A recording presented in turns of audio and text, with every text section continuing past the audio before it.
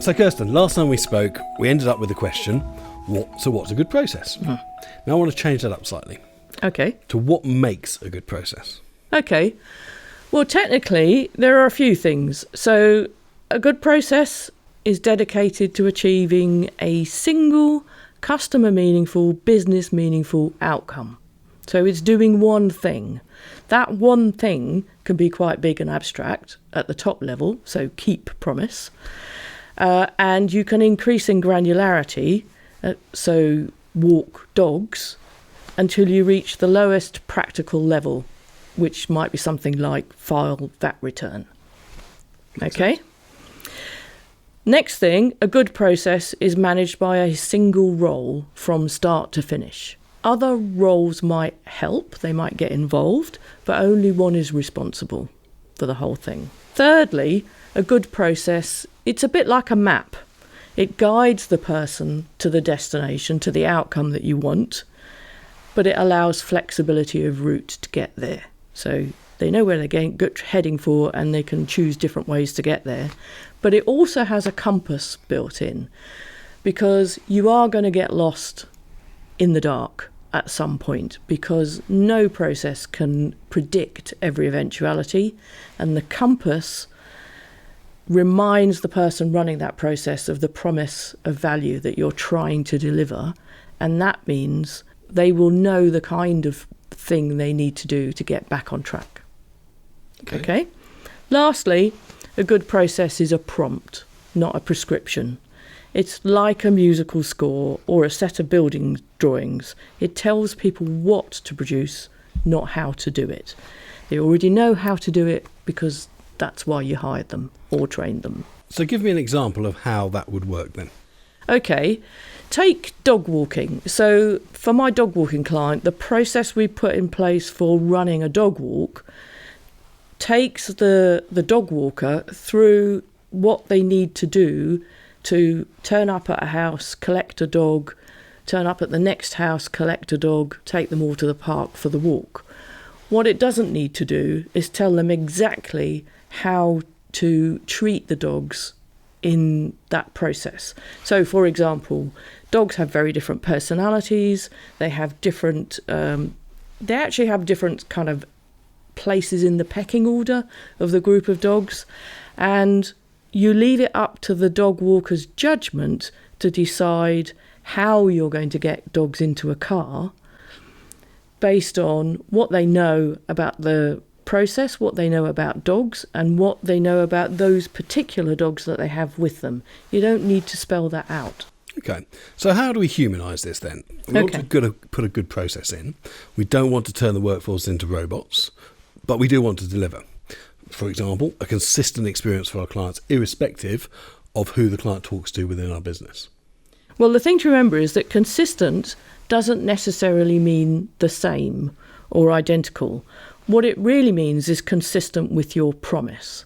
So the client feels equally valued through that interaction as they would with any other interaction with your business, and as they would with any other person in the business. So the key then, before you develop any process, is to get to understand the business fully. Yep. Not only the products, but also the DNA of the promise that you make to the clients. And that comes from all the people within the business, not just the managers or the owners. Yes, exactly. So a nice illustration of this kind of thing, because it makes it very easy to see for everyone, is I worked with a company that runs dance classes. And their whole model was quite different from the normal dance class in that they provided partners for the clients who knew how to dance. So they'd get lots of young European amateur dancers and they would practice with the clients. So the whole metaphor for that business was kind of Cinderella. You will go to the ball. So the franchisee's role was host of a party. And because they're the host, that means they knew they were organising the teacher, they were organising the venue, they were organising the partners, and they were inviting guests. And the whole ethos of that, the whole promise was, you shall go to the ball. Okay, so you talk about writing a score, and you mentioned earlier about musical notes. How does that humanise the process? Well, a score tells your musicians what to play, but it allows interpretation. So, and depending on the personality of the business, there can be quite a bit of play in that. So, if you're a very tight business, you might have every note written, but you probably still allow people to put in their own grace notes every now and then. But on the other end of the spectrum, if you like, you could be jazz. So you can leave 8-bar gaps for somebody to do their solo in. All you really care about is that they end in the right place and they come back in the right place. But they can do what they like in between. Actually, they're going to be in the right key, probably. But the point is there's a lot of freedom. So there's that adaptability. There's that, yeah. Okay.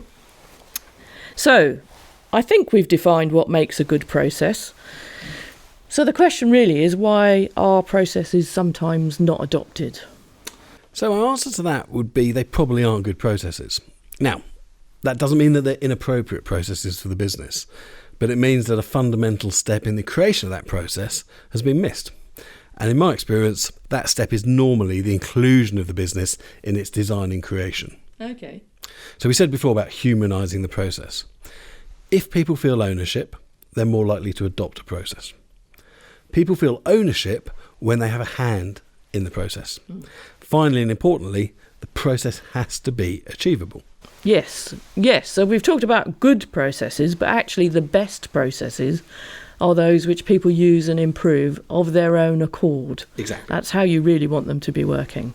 And the best way to do that is to involve them in the design of it. Yes. Okay. So what do you think makes a bad process? So a bad process is one that hasn't taken into account the full promise and capability contained within the business. It's a process that isn't a process, but is actually a series of work instructions. A process that's been designed in isolation without regard for the rest of the business. And a process that isn't kept alive through the implementation, and one that doesn't evolve with the business. Okay. So how would you identify if you have a bad process? So I think you have to look to your people. Do you have to keep changing your people, or do you have to keep changing your process to try and adapt it to your people? Is the process actually being adopted and used, and are you starting to see some value from it? I.e., is it helping and adding value, or is it just creating work for work's sake? Okay.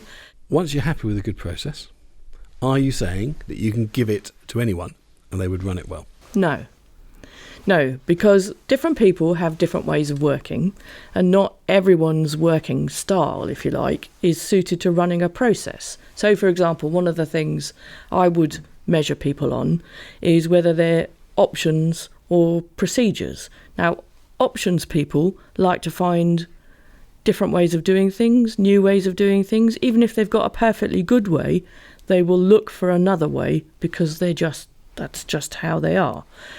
Whereas procedures people like to be given a process and follow it. Now, in truth, most of us are somewhere in between. But if you are one of those businesses that likes everything to be quite nailed down, if you want every note played, you're going to need a procedures person.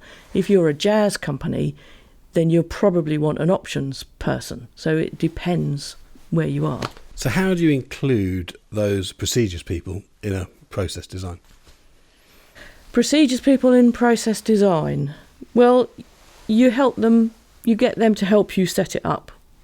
And you get your options people to keep looking for better ways of doing things, as long as they're in line with the promise overall. And for options people, the other way of doing it is you create enough room for variation in the process that allows them to feel they're doing it their way. Okay. So in conclusion, there's good and bad processes. There are appropriate and inappropriate people to manage or run those processes. But without inclusion, you don't have a process at all. Just a set of instructions. And who reads the instructions when they buy a new gadget? Exactly.